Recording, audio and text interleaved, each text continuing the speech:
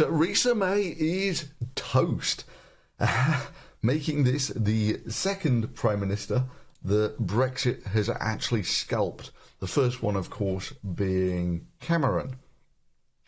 And no tears were shed by anyone, of course, except Theresa May. Now, there will be people who will be dancing a little jig, but in reality, this solves nothing.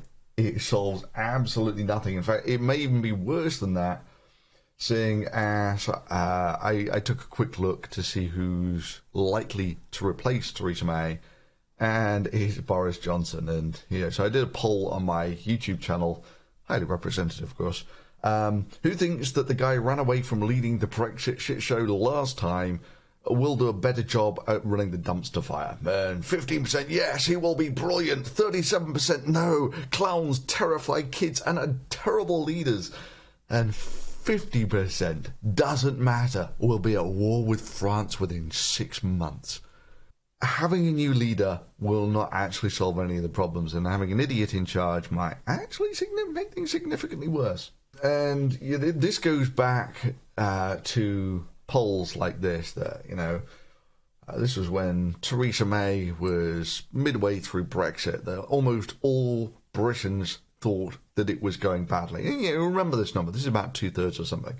And at the time, there were also polls as to, do you think that Farage or Johnson would do any better? And no, they got even lower scores than Theresa May. But this is the core problem here.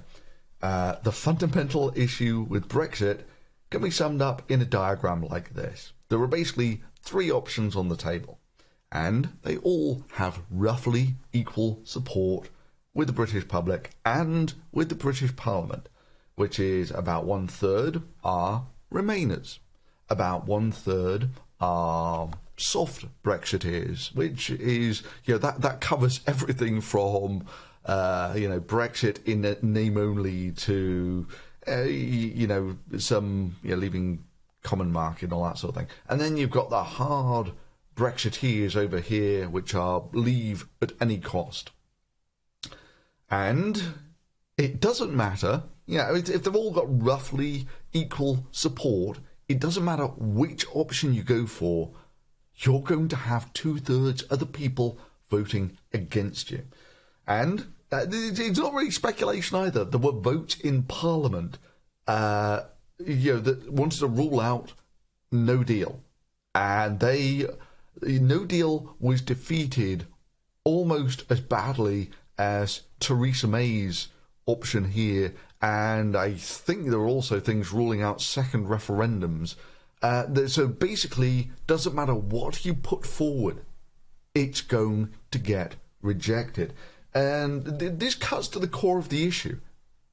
This issue should have been resolved before it was even put on the ballot paper. Which of these options does Brexit actually mean? It's farcical. You take a look at the rough timeline of Brexit. This is where it won. And then there was about 6 months till they triggered Article 50, then another 2 or so years till we were actually meant to be leaving, but of course no one could figure out what to do by then, so there's another 6-month extension. Which means that in total this thing's been dragging on for some 3 years, which, just in that time alone, there's all sorts of other issues, which I'll come back to in a second. But I remember sort of speculating about this as a problem all the way back here. What if they negotiate a deal and no one likes it? What do you do then? You can't... If you actually have a vote on it in Parliament and people say no, which is in the end what actually happened, what do you do next? And this is the fundamental problem. You should have decided all of this before you even had the referendum. But of course, if you'd have done that, then Brexit would have never even kicked off. If they've actually had to specify, even as it was, it only just slightly won. And that was encompassing all of the Brexit positions, which, okay, we're going to be a bit flexible with this, but basically right down the middle there is roughly where British politics is. In fact, it turns out that, let's take this one. This is not far off. What you've got is you've got your hard Brexiteers over here, your hard Remainers over here, and the people who don't really care that much in the middle. And it's not far off 50-50. It turns out it has actually shifted somewhat to remaining. You know, it's not just one poll. There's been a steady trend over a couple of years towards remaining. In fact, it turns out that if you just took the single fact that the young people tend to be mostly in favour of remaining, and the old, something like 80% in favour of remaining, and about 80% of the old people are in favour of leaving, then just on that alone, and the fact that there is 3 years here, turns out that the crossover point was almost on Brexit Day. If no one actually changed their minds, then by the time Britain left the EU, it would actually be a pro-Remain country. And again, it's just, you can't, how can you see this as anything other than a failure of direct democracy? I mean, normally the way that you do these things that are going to go for a generation is you say, right, we're going to need at least 2/3 of the population here to vote either yes or no, because then you don't get these problems where in a few years' time the country changes its mind. Anyway, so none of this really changes anything, that there are now 6 months to go and still the core 3 issues sit on the table. Now, if you go for the no deal, it's just going to get voted down. You go for another referendum, it's going to get voted down. You go for some sort of managed deal in the middle, it's going to get voted down. So, how is a new leader going to change any of this? Because the fundamental problem remains that it wasn't Theresa May's fault that it ended up where it was. It was the demographics made it an unsolvable problem. Well, actually, arguably, if she had from day one said we're going to do a cross-party thing, then arguably she could have just sort of expanded, got some more of these people on board from both the parties and got her soft Brexit through, which in every significant fact is not that different from actually being in the EU. In fact, it's always one of those things that kind of bugged me is, let's just say that we pull out of the EU completely, then we have to renegotiate these trade deals, and of course with trade deals there needs to be some form of adjudication over them in case of disputes, and you're essentially going to end up exactly where you started, but you'll be several years down the line and have spent billions of dollars in the process. And so the whole thing sort of becomes this sort of exercise in futility, as will there be anything operationally different between your starting point and your end point? It's just that in the middle even as it stands, we've had 3 years where the country has essentially been politically hobbled. No one can discuss anything because it's all been encompassed by Brexit. It's one of the most massive self-inflicted wounds ever. Indeed,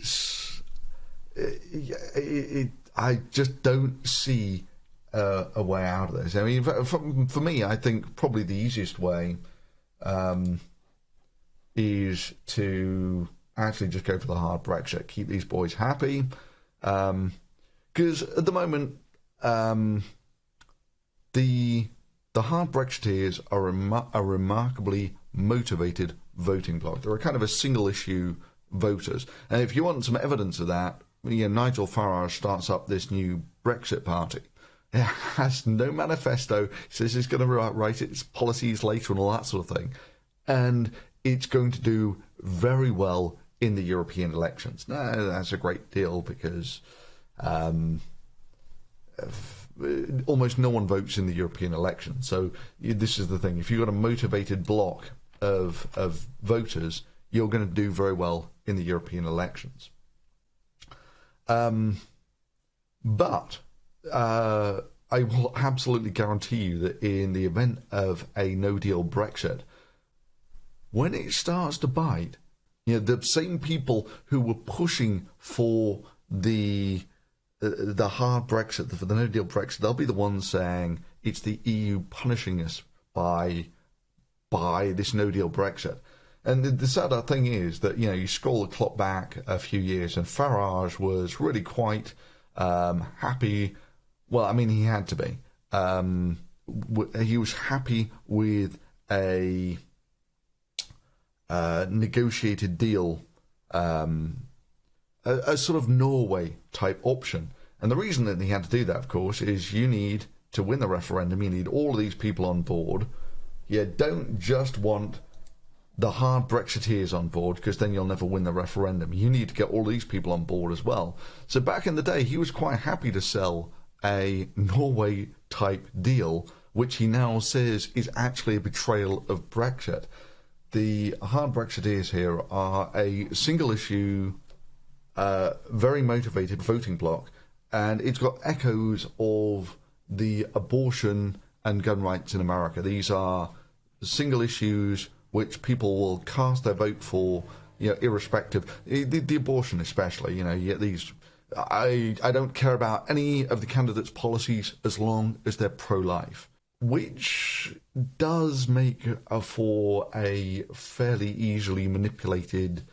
If you're looking to do political strategy, this is a fairly easy block to manipulate. And like I was saying, by the time you're voting for a party like the Brexit Party that has no manifesto, none whatsoever, and the internal structure of which is not that far off a sort of dictatorship type organisation, in that Farage can only be deposed by a unanimous vote, I think it is, from the people who he is hand-selected to be the board.